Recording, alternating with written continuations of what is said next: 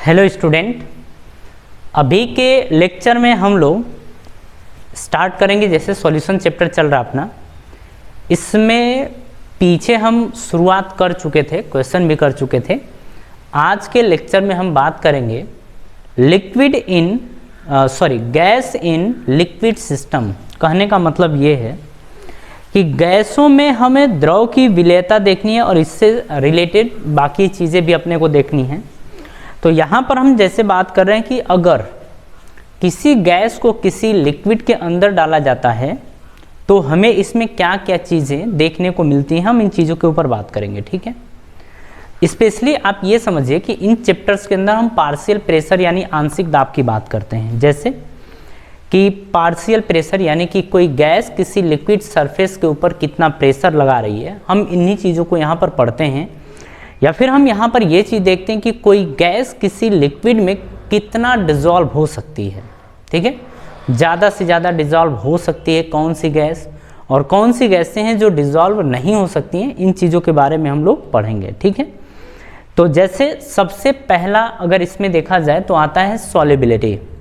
Solubility का मतलब ये होता है, जैसे हम बोलते हैं, अभी हम इसको दिखा दे रहे हैं। सॉल्युबिलिटी का मतलब ये होता है कि जैसे कोई सॉल्यूट है, ठीक है, वो किसी सॉल्यूट के अंदर कोई सॉल्यूट है किसी सॉल्वेंट के अंदर कितना ज़्यादा से ज़्यादा डिज़ोल्व हो सकता है, घुल सकता है, उसी को हम बोलते हैं सॉल्युबिलिटी, जिसको हिंदी में बोला जाता है विलेयता। ठीक है, अब देखिए जैसे इसमें बहुत सारी चीज़ें हम देखेंगे, इम्पोर्टेंट क्या है उसके बारे में समझ लीजिए।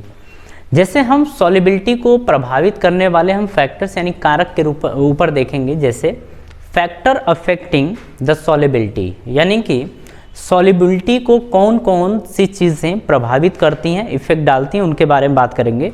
जैसे हम देखेंगे कि नेचर ऑफ गैस, जैसे गैस की जो प्रकृति होती है, नेचर होता है, वो भी मतलब उसका भी रोल होता है सॉल्युबिलिटी के ऊपर। ठीक है, जैसे इफेक्ट ऑफ टेम्परेचर की बात करते हैं। सेकेंड है इफेक्ट ऑफ टेम्परेचर, सॉल्युबिलिटी के ऊपर इफेक्ट टेम्परेचर का क्या इफेक्ट पड़ता है, इसके बारे में बात करेंगे। इफेक्ट ऑफ प्रेशर, देखिए जैसे ही इस चैप्टर के अंदर प्रेशर आ जाएगा ना, समझिए इंपॉर्टेंट है। ठीक है, यानी कि इफेक्ट ऑफ प्रेशर देखेंगे तो खैर इतनी चीज़ें देखने वाले हैं। इफेक्ट ऑफ प्रेशर में हम एक हेनरी लॉ देखते हैं जो इस हिस्से के लिए इम्पोर्टेंट है। तो देखिए इतनी चीज़ें हमें पढ़नी है जब किसी गैस को किसी लिक्विड के अंदर डिसॉल्व किया जाता है, ठीक है, घोला जाता है। तो चलिए सबसे पहले हम बात करते हैं सॉल्युबिलिटी के ऊपर कि सॉल्युबिलिटी आखिर है क्या। देखिए यहाँ पर बोला गया है कि at constant temperature moles of electrolyte, वैद्युत अपघट्ट की बात कर रहे हैं, moles of electrolyte which is dissolve in a solvent to get 1 litre solution is known as solubility. इसको अलग अलग तरीकों से भी हम पढ़ पाते हैं। जैसे हम कहते हैं कि इसको एक तो तरीका ये हो गया, दूसरा तरीका ये होता है कि हम ये यहाँ पर बोलते हैं कि जब किसी सॉल्यूट को किसी सॉल्वेंट के अंदर डाला जाता है तो सॉल्यूट कितना ज़्यादा से ज़्यादा उसके अंदर घुल सकता है, डिसॉल्व हो सकता है, उसी को हम नाम देते हैं सॉल्युबिलिटी। लेकिन टेम्परेचर ध्यान रखना कांस्टेंट होना चाहिए। ठीक है, ये चीज़ है।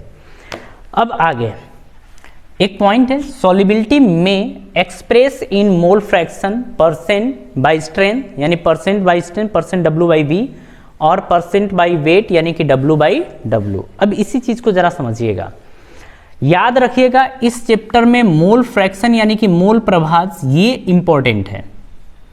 अगर आप लोगों को मोल फ्रैक्शन नहीं कैलकुलेट करना आता है तो पीछे की वीडियो आप जब प्लेलिस्ट ओपन करेंगे पार्ट 1, तो पार्ट 1 में आप देखेंगे कि उसमें हम आपको बताए हैं हर एक तो molarity, molality, mole fraction, normality, हर जो इंपॉर्टेंट है उसके बारे में बात हम किए हैं। तो वहाँ पर केवल मोल फ्रैक्शन के एक वीडियो है, उसको ज़रा देख लीजिएगा। तो आपको इस चैप्टर के अंदर जहाँ जहाँ मोल फ्रैक्शन आएगा वहाँ आप कंफर्ट रहेंगे। ठीक है, मतलब सुरक्षित रहेंगे। अब आगे सुनिए, ये समझ में आया कि हम लोग सॉल्युबिलिटी को मोल फ्रैक्शन के हिसाब से जान सकते हैं, परसेंट बाई स्ट्रेंथ या डब्ल्यू बाई वी से जान सकते हैं, या परसेंट बाई वेट यानी डब्ल्यू बाई डब्ल्यू से जान सकते हैं। इतने तरीकों से हम जान सकते हैं। अब आगे फैक्टर अफेक्टिंग द सॉल्युबिलिटी, यानी कि विलेयता को प्रभावित करने वाले कौन कौन से कारक हैं, तो उनके बारे में हम लोग बात करेंगे, ठीक है। अब यहाँ पर समझिए, अगर हम सबसे पहले पॉइंट की बात करेंगे तो नेचर ऑफ गैस। अब यहाँ पर सुनिए, हम कहते हैं इसके अंदर कि जो गैस जितनी ज़्यादा डिसॉल्व हो सकती है, मतलब ऐसे समझिए कि जिस गैस को हम इजीली लिक्विफाइड कर सकते हैं, लिक्विफाइड का मतलब कि उसको लिक्विड के रूप में कन्वर्ट कर सकते हैं, उसकी सॉल्युबिलिटी ज़्यादा होती है, ठीक है।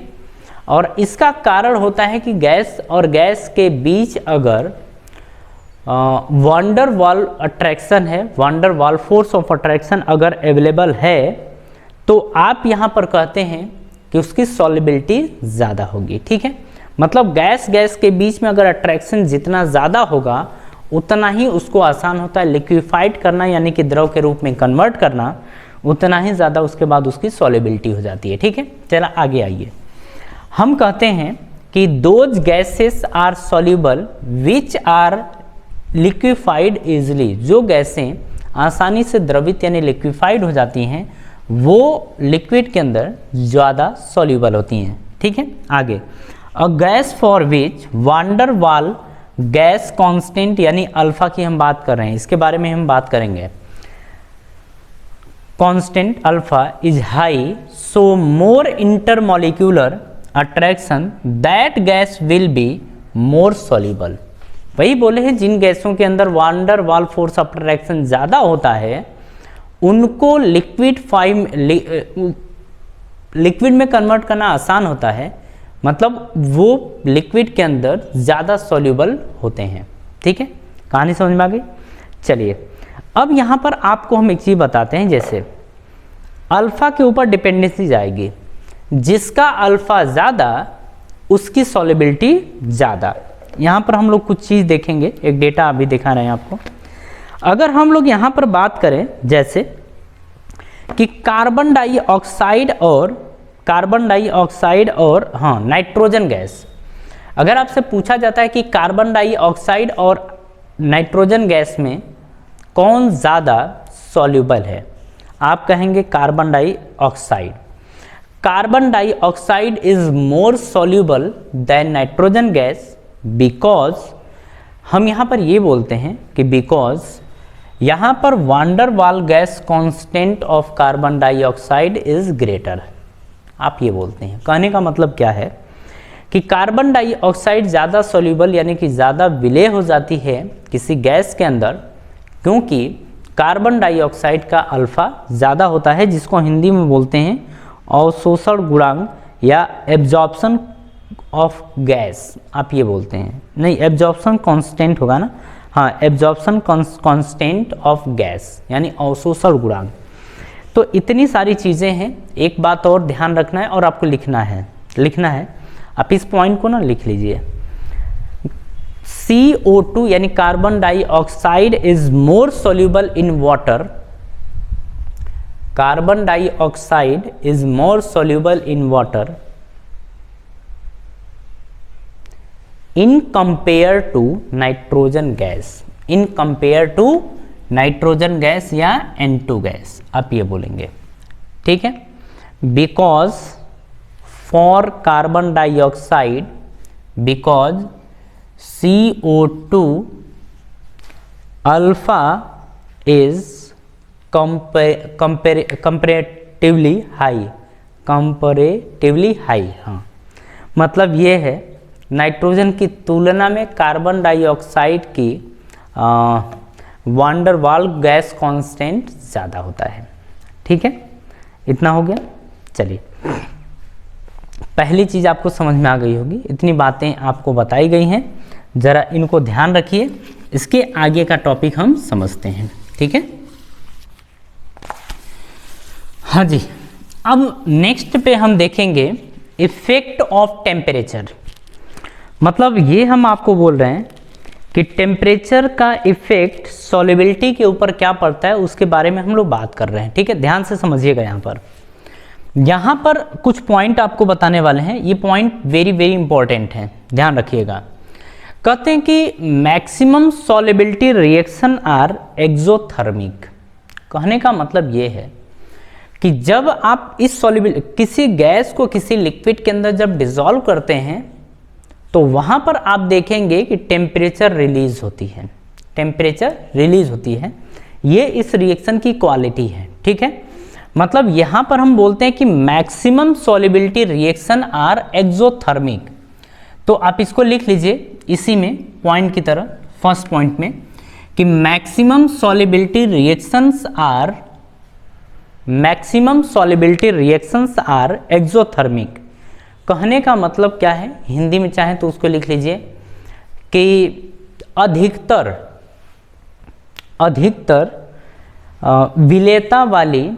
अधिक विलेयता वाली अभिक्रियाएं ऊष्माक्षेपी होती हैं, ठीक है, ये चीज़ है। तो फर्स्ट पॉइंट तो हो गया। अब इसी के अंदर हम सेकेंड पॉइंट की बात करते हैं। सेकेंड पॉइंट नहीं, फर्स्ट इसी में जान लीजिए।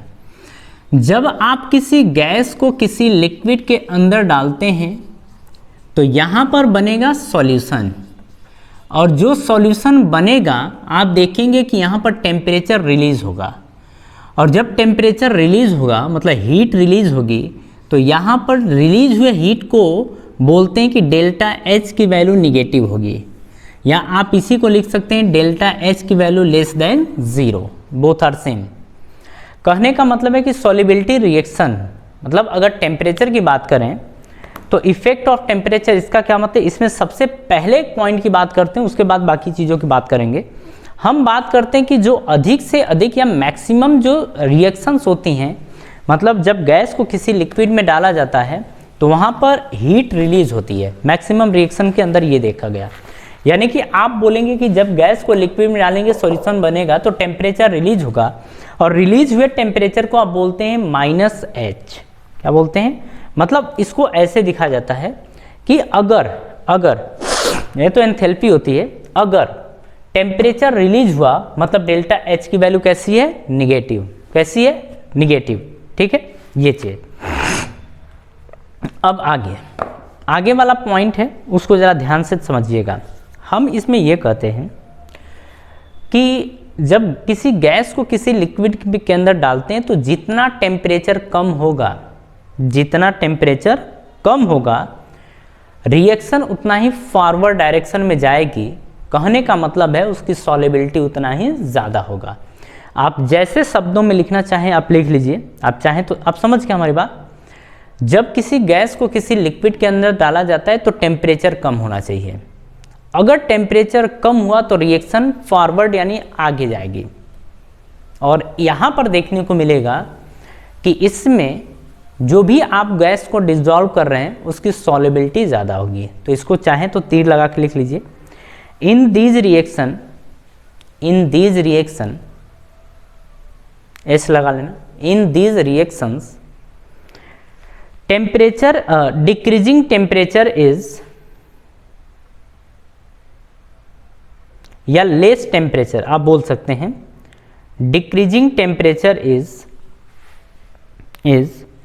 favorable means on decreasing temperature forward reaction will proceed, then solubility will increase,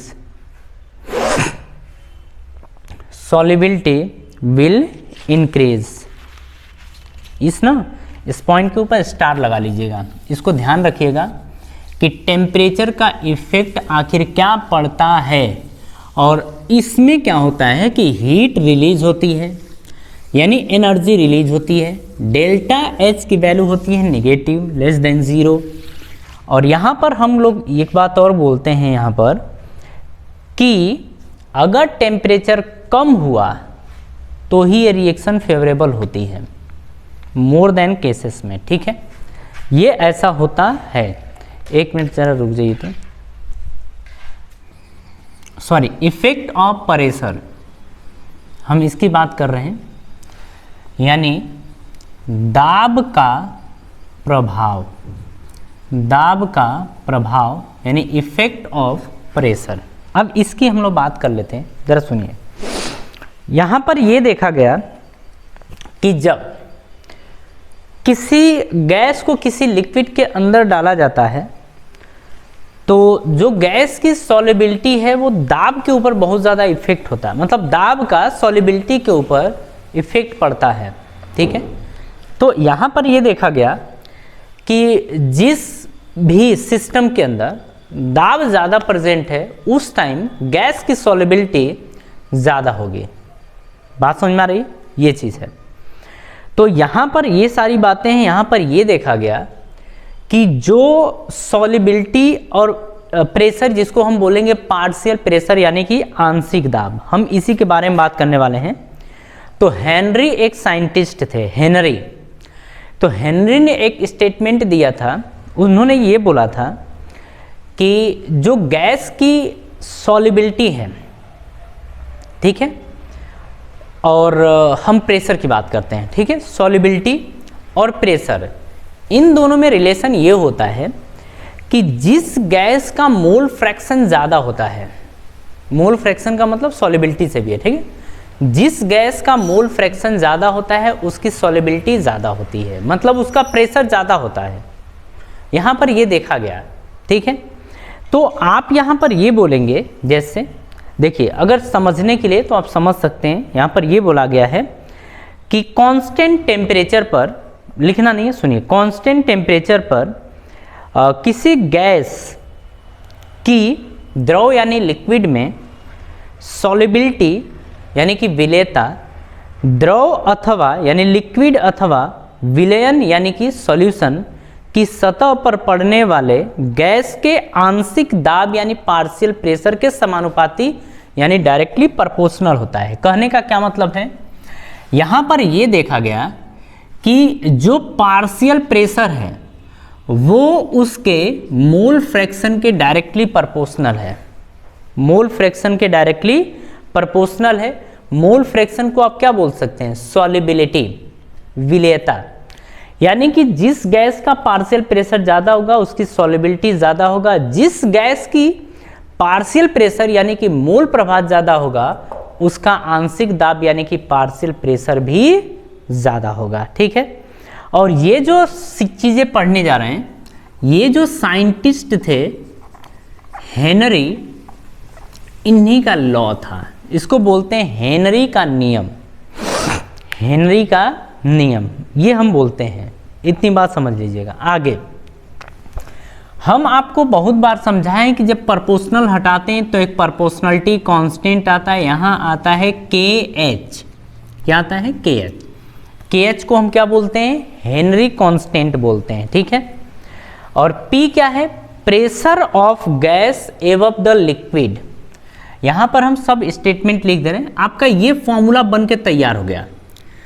अगर किसी गैस को किसी लिक्विड के अंदर हम लोग डालेंगे तो वो गैस लिक्विड के ऊपर कितना प्रेशर, पार्शियल प्रेशर लगाएगी, ये उसका फॉर्मूला है, partial pressure of gas on liquid surface.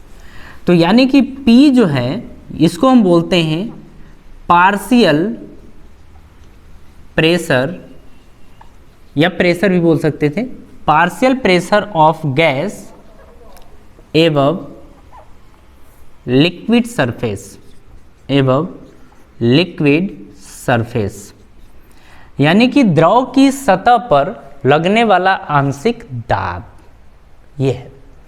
अच्छा, x क्या है, ये होता है आपका मोल फ्रैक्शन, इसको क्या बोलते हैं, मोल फ्रैक्शन, जिसको हिंदी में बोला जाता है मोल प्रभाज, या इसी को बोलते हैं मोल अंश, मोल प्रभाज या मोल अंश, आप इसको ये बोलते हैं, ठीक है। यहाँ पर एक चीज़ देखिएगा, मोल फ्रैक्शन ऑफ गैस है, गैस यहाँ पर क्या है, सॉल्यूट, गैस क्या है, सॉल्यूट, सॉल्यूट का मतलब विलेय, आप इसकी बात कर रहे हैं, ठीक है।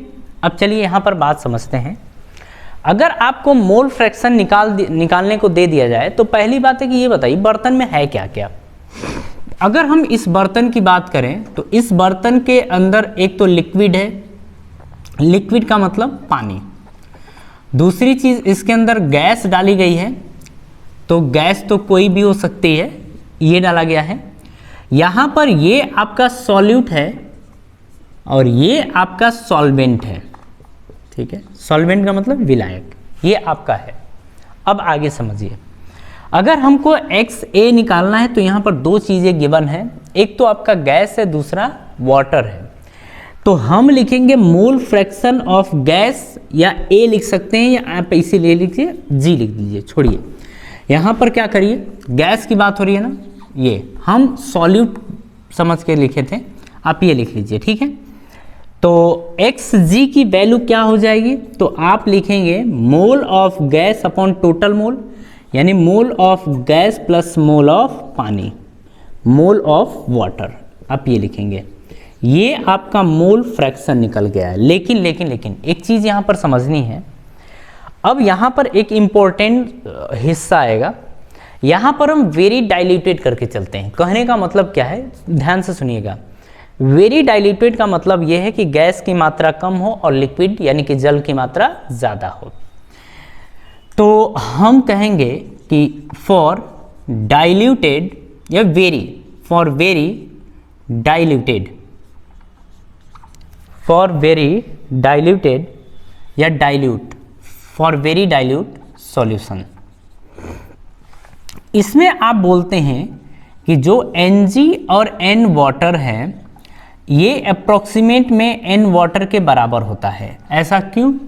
क्योंकि गैस की मात्रा बहुत कम होती है एज कंपेयर टू लिक्विड यानी कि वाटर, इसीलिए निग्लेजिबल मान के हम लोग चलते हैं, ठीक है। अब एक चीज़ आपको और समझाते हैं, ये हो गया।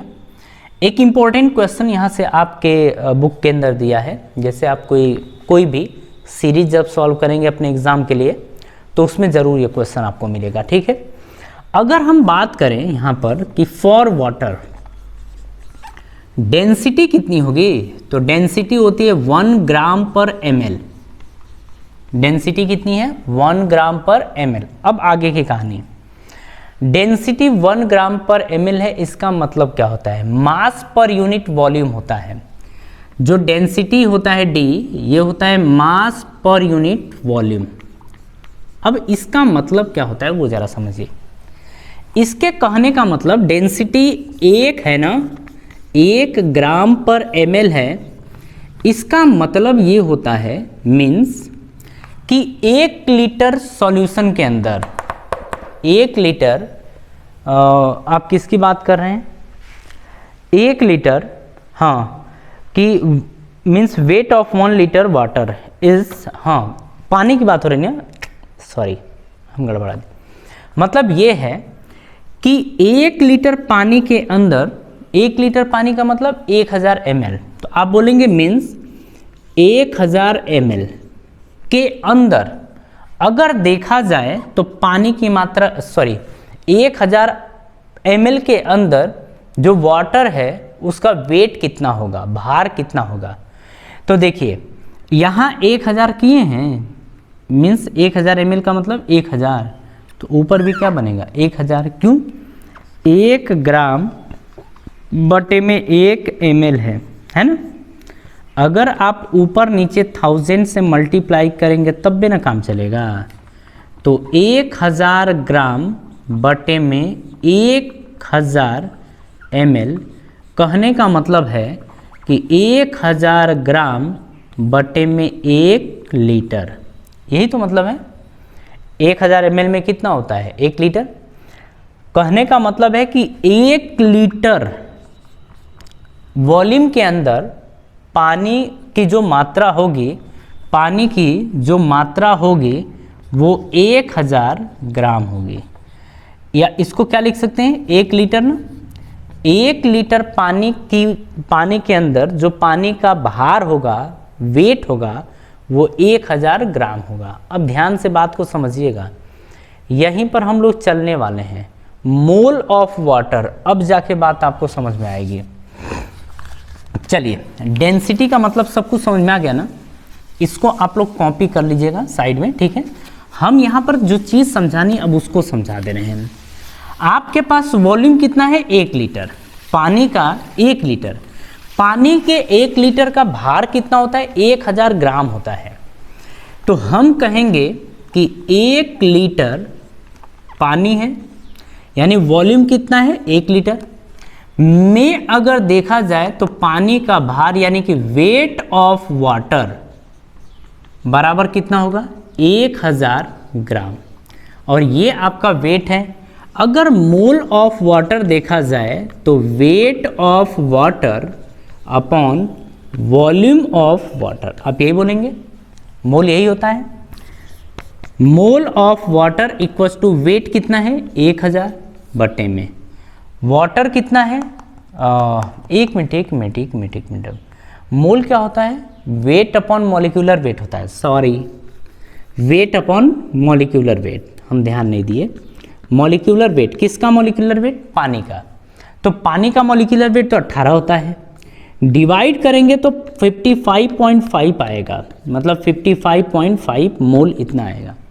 यानी 1 लीटर पानी के अंदर जो मोलों की संख्या होती है ना, नंबर ऑफ मोल्स, वो 55.5 मोल होते हैं, ठीक है, इतने मोल होते हैं। अब जरा ना जो कहानी, अब इसके बाद ये ध्यान रखिएगा, अब जरा ऊपर रखा जाए, मोल ऑफ वाटर है कितना, तो मोल ऑफ वाटर आपका आ गया है 55.5, है ना। तो आप इतने की जगह जो लिखना है लिख सकते हैं, इतने की जगह जो आपने लिखा है ओवरऑल लिख सकते हैं बराबर में, जैसे बराबर में, तो ये है 55.5, इतना मोल आपका होगा, ठीक है। जरा यहाँ रखिए, आप रखेंगे xg is equals to mole of gas, अपने को पता नहीं है, तो Ng बटे में इन दोनों का कितना आ रहा है 55.5, तो 55.5 आपको ये याद रखना है, ठीक है। अब चलिए प्रेशर में रखिए, तो partial pressure P equals to KH into mole fraction of gas is this ना, आप लिखेंगे Ng अपॉन 55.5, ये आपका आ गया है। जरा इसको स्टार मार के ना लिख लीजिए एकदम से, इसको ध्यान रखिए, इसको ध्यान रखिए। वैसे हमेशा आपको लिक्विड यानी कि वाटर की बात करेगा, आपको यही हमेशा मिलेगा। गैस चेंज होगी, वाटर थोड़ी चेंज होगा, ठीक है ना। कॉपी करिए, कॉपी करिए, आप इतना मान के चलिए, एकदम आपको हरियाणा ना दिए तो फिर कहना। यहाँ पर N क्या है, मोल ऑफ गैस, है ना, N क्या था, मोल, अच्छा ये मोल फ्रैक्शन है। Ng क्या है, मोल ऑफ गैस, तो इसको बोलते हैं मोल ऑफ गैस। जरा हम KH के बारे में अभी तक बात नहीं किए हैं, ध्यान रहे। अब हम लोग बात करेंगे KH के बारे में, ठीक है, KH के बारे में बात करेंगे। अब आगे चलिए देखते हैं यहाँ पर, ठीक है। चलिए आप लिखिए, ये हो गया। आप लिखेंगे KH यानी कि हेनरी कांस्टेंट। अब हम लोग इसके बारे में बात करेंगे। आप लोग देखिए, आपके एग्जाम में ये क्वेश्चन है, ठीक है, ये वाला हिस्सा है, आपसे पूछा है कि पानी या प्योर वाटर की मोलारिटी बताइए, मोलारता बताइए, ये आपके एग्जाम में है, तो 55.5 आएगा। बच्चे इसको डायरेक्ट याद रखते हैं, लेकिन आपको डायरेक्ट नहीं, आप समझ गए, अब आप याद रख सकते हैं, ठीक है। चलिए हम बात करते हैं KH के बारे में। नेक्स्ट KH को क्या हमने बोला, KH को हमने बोला हेनरी कांस्टेंट, ठीक है, हेनरी कांस्टेंट आपने बोला। अब हम लोग यहाँ पर बात कर लेते हैं हेनरी कांस्टेंट के बारे में, KH के बारे में। जरा KH के बारे में कुछ बातें समझिए, लिखिए। तो पहला, value of KH, value of KH depends on, value of KH depends on the nature of gas, depends on the nature of gas।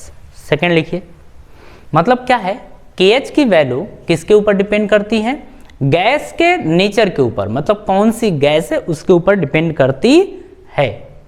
बात समझ में आ रही है। चलिए नेक्स्ट की बात करते हैं आगे। यहाँ पर नेक्स्ट है,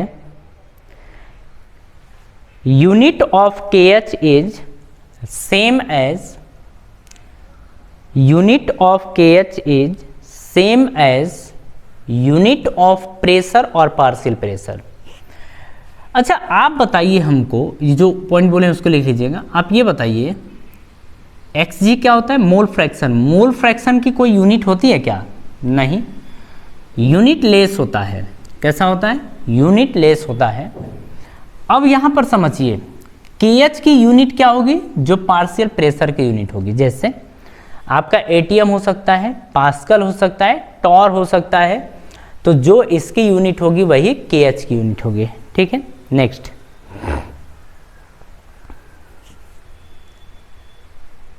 अब यहाँ पर समझिए, एक स्टेटमेंट है आपके सामने जा रहा है, आप इसको मैथमेटिकली समझ सकते हैं। मान लीजिए कि 3-4 आपके पास गैसें हैं, ठीक है, और सभी का पार्शियल प्रेशर सेम है, सभी का पार्शियल प्रेशर सेम है। आपसे पूछा जाएगा कि सबसे पहले कौन घुलेगा, कौन इसके अंदर डिसॉल्व होगा, और ज़्यादा मात्रा में कौन डिसॉल्व होगा, इसकी बात हो रही है। कौन ज़्यादा मात्रा में डिसॉल्व होगा, हम लोग ये समझें। तो इसके लिए आप बोल रहे हैं कि पार्शियल प्रेशर सभी का क्या है? सेम। जैसे आपने बोला है P = KH × XG, आपने बोला ना, तो आपने इसको तो कांस्टेंट रख दिया, तो इन दोनों के बीच रिलेशन क्या होगा? आप बोलेंगे XG inversely proportional to KH। अब यहां से सुनिए, यहां से आपको ये देखने को मिलेगा जिसका KH यानी कि हेनरी कांस्टेंट ज्यादा होगा वो कम घुलेगा, वो लिक्विड के अंदर कम घुलेगा जिसका ज्यादा होगा। बात समझ में आ रही है? तो इसे आपको ध्यान रखना है। सॉलिबिलिटी की भी यही बात हो रही है, मतलब वही बात कर रहे हैं ना, कम घुलता है, इसको आप ध्यान रखिएगा। ठीक है, आगे आपका लगभग हेनरी कांस्टेंट तक हम चीज़ों को ख़त्म कर लिए। गैस इन लिक्विड, यहाँ पर थियरी आपकी कंप्लीट होती है। अब हम कुछ न्यूमेरिकल्स कर लेते हैं, कुछ क्वेश्चन देख लें। ठीक है, चलिए फर्स्ट क्वेश्चन हम बोल रहे हैं। फर्स्ट क्वेश्चन आप लिखिएगा, आपको फॉर्मूला याद है, ये फॉर्मूला आपको दिया गया है हेनरी लॉज में जो फॉर्मूला है, इस फॉर्मूले को याद रखिएगा। अगर कभी गैस किसी लिक्विड के अंदर डाला जाता है तो पार्शियल प्रेशर किस तरीके से कैलकुलेट करा जाएगा, हम लोग इसकी बात कर रहे थे। ठीक है ना, इसकी बात खत्म हो गई। फॉर्मूला याद रखिए, 1 8 1.5 2 3 4 न्यूमेरिकल कर लेते हैं, उसके बाद मज़ा आ जाए, है ना। चलिए कहानी को आगे समझ लिया जाए। आगे देखिए, हम यहाँ पर बात कर रहे हैं फर्स्ट नंबर के क्वेश्चन की। आप लिखिए, हम इसको हिंदी में भी बोल दे रहे हैं। बोल रहा है कि pressure of hydrogen gas above the 1 litre water, pressure of hydrogen gas above the 1 litre water is 1 bar, is 1 बार। तो आपसे बोल रहा है कि प्रेशर कितना है? 1 बार है। कहने का मतलब क्या है? बोल रहा है कि हाइड्रोजन गैस 1 लीटर पानी में, 1 लीटर पानी पर जो पार्शियल प्रेशर लगा रही है, आंशिक दाब, वो 1 बार है। Then find out the dissolve mole, then find out the dissolve mole of hydrogen in 1 liter water, in 1 liter water, while KH for H2 is 1 kilobar. KH is equals to 1 kilobar। इसको पहले बार में convert करिए, क्या 1000 बार आएगा? बिल्कुल, ये unit है। ठीक है, हमसे क्वेश्चन में पूछा क्या है उसको देख लीजिए। क्वेश्चन में बोल रहा है कि फाइंड आउट डिसॉल्व मोल, मोलों की संख्या बोल रहा है कि जो गैस है डिसॉल्व करी जा रही है वो कितने मोल है। आपको इतना मिल गया। P बराबर क्या होता है? KH into NG upon G, मतलब कौन है? हाइड्रोजन गैस, बटे में 55.5। हमसे यही पूछ रहा है ना, ये पूछ रहा है NH2 बराबर, पहले वैल्यू पुट कर लीजिए, है ना। P की वैल्यू कितनी है 1, KH की वैल्यू कितनी है 10 की पावर 3। इसको क्या लिख सकते हैं, अरे 1000 लिख ले 1000 लिखो इंटू NH2 बटे में 55.5। अब इसको लेके चल रहे हैं हम, तो इसको रोक दीजिए। NH2 बराबर ये तो यहाँ चला जाएगा ना, 55.5 बटे में 1000 आएगा। जब आप डिवाइड करेंगे तो ये आएगा 0.0555, इतना मोल आएगा। ये आपका आंसर है, ठीक है, ये आपका आंसर है। कहानी समझ में आई। चलिए नेक्स्ट क्वेश्चन के ऊपर आते हैं हम लोग। नेक्स्ट क्वेश्चन क्या दे रखा है जरा उसके बारे में हम समझ लें। क्वेश्चन आपके सामने गया नहीं, अब जाएगा। How many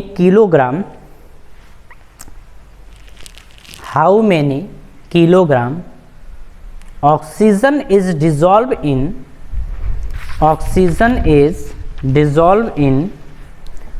1 litre water so that pressure of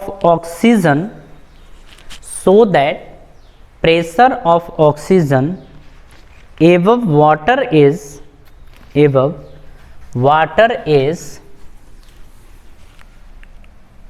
0.2 atm 0.2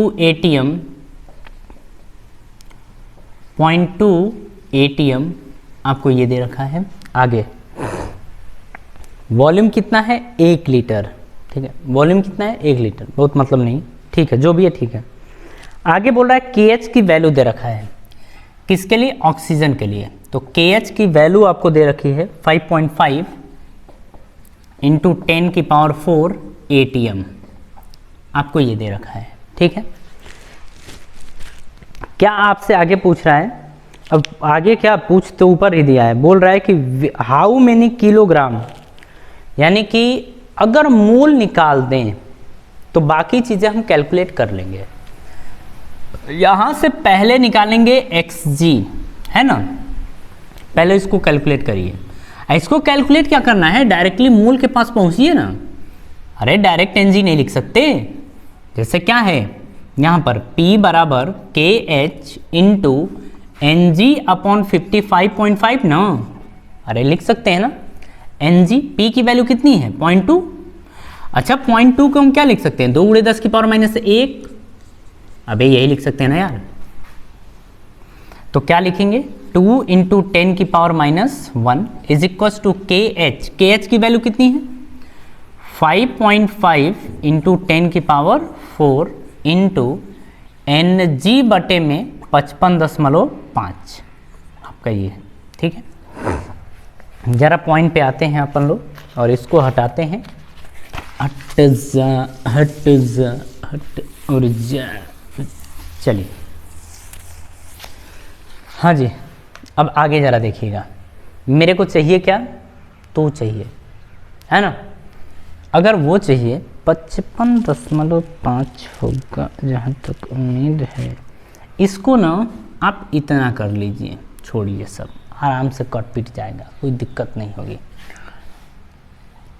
ये करिए, Ng जरा निकालिए, तो Ng की वैल्यू क्या होगी, ये नीचे जाएगा, ये ऊपर मल्टीप्लाई हो जाएगा, 2 × 10 की पावर -1 है, ये नीचे से ऊपर चला जाएगा, क्या है 55.5 अपॉन में ये नीचे चला जाएगा 5.55 इंटू 10 की पावर 4, आपको ये दे रखा है, ठीक है। आगे की बात करते हैं, तो कटोगे कितनी बार में, 10 बार में, ये गया, कितना आ गया 2 × 10 की पावर -4, ये आपका आ गया मोल ऑफ गैस। क्या पूछा था, वेट पूछा था आपका, ठीक है, आपसे पूछा था कितने किलोग्राम, मतलब वेट पूछा है। Ng बराबर क्या होता है, वेट अपॉन मॉलिक्यूलर वेट, किसकी बात हो रही है, ऑक्सीजन की। मोल तो ठीक है, ऑक्सीजन का वेट हमसे पूछा है। ऑक्सीजन का मॉलिक्यूलर वेट कितना होता है 32। Ng की वैल्यू कितनी दे रखी है 2 इंटू 10 की पावर -4, आपका ये रहा। अरे यही है ना। तो अगर हमको ये बे क्या गड़बड़ा गया क्या, नहीं नहीं नहीं बराबर ना, बराबर बराबर। तो W बराबर क्या आ जाएगा 32 का 2 में करेंगे तो 64 गुणे 10 की पावर -4, आपका ये आ गया। तो ये आपका यह है ग्राम में। अगर इसको किलोग्राम में कन्वर्ट किया जाए तो 1000 से भाग देना पड़ेगा। तो अगर हम W बराबर लिखें 64 इंटू 10 की पावर -4 अपॉन 10 की पावर 3, तो ऊपर जाएगा तो ये आ जाएगा 10 की पावर -7, ये आपका है किलोग्राम में और ये आपका आंसर है। ठीक है, देखिए ऐसा नहीं है, मतलब इस तरीके के क्वेश्चंस आएंगे तो आप ये समझिए आपसे इजीली हो जाएगा, आपको बहुत ज़्यादा तकलीफ नहीं होगी इसमें। ठीक है ना, बहुत ज़्यादा आपको तकलीफ नहीं होगी। ध्यान से आप इन क्वेश्चंस को करिएगा। और देखिए जितना हम कोशिश किए अच्छे से एक्सप्लेन करने की उतना किए हैं। हेनरी लॉ इसके अंदर इम्पॉर्टेंट है, आप इसे याद रखिएगा। बाकी नेक्स्ट जो हमारा शुरू होगा लेक्चर आएगा, अब देखिए सॉल्यूशन में बहुत भयंकर चीज़ नहीं है, इजी चैप्टर है। इतना मान के चलिए हर क्वेश्चन आपसे हो जाएगा, तो एग्जाम में आने वाला हर क्वेश्चन हो जाएगा। ठीक है, तो चलिए मिलते हैं आपसे नेक्स्ट वीडियो में। वीडियो अच्छी लगती है लाइक करिए, शेयर करिए, सब्सक्राइब करिए और क्या, और मिलते हैं नेक्स्ट वीडियो में। और आप सभी लोगों को धन्यवाद।